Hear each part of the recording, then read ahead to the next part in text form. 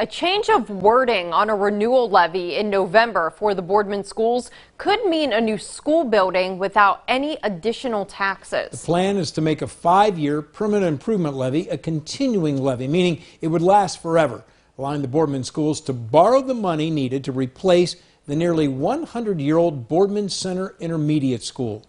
Replacing an old school. It's our top story tonight at 10. The north half of Boardman Center Intermediate School was built in 1928, the south half in 1931. And we needed to have a serious conversation with the community about the longevity, of what to do with that facility. Boardman School Superintendent Tim Saxton has a plan.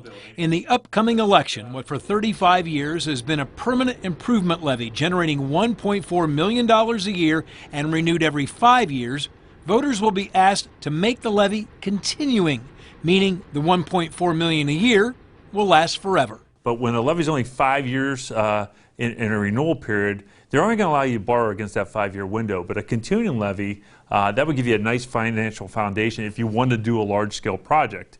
Saxton is recommending that Center Intermediate School be sold. Some big box stores have expressed interest. I think it would be good for the Boardman community for us to allow that property to be developed. The new intermediate school, with its 840 4th, 5th, and 6th graders, would be built on land near the junior high and high schools. Have the 3 community elementaries have a 4 through 12 campus. It allows us, the economy of scale with transportation, even ideas about, common heating and cooling power plants. And how much will a new school cost?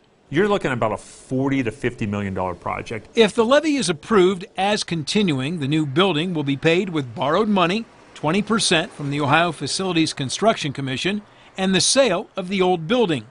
There will be no new taxes. We don't think so. I mean, if this goes continuing, we do believe. Obviously, there's a lot of factors involved. The economy has an impact. Interest rates are changing. But we do believe with the financial strength of a continuing permanent improvement levy, we could do some creative internal financing to accomplish whatever goal we could work out with the community. Saxton says when Boardman voters approved a levy in 2018, he promised there would be no new taxes for 10 years, and he plans to keep that promise. He says if voters agree to make the levy continuing, discussion on a new school will begin immediately.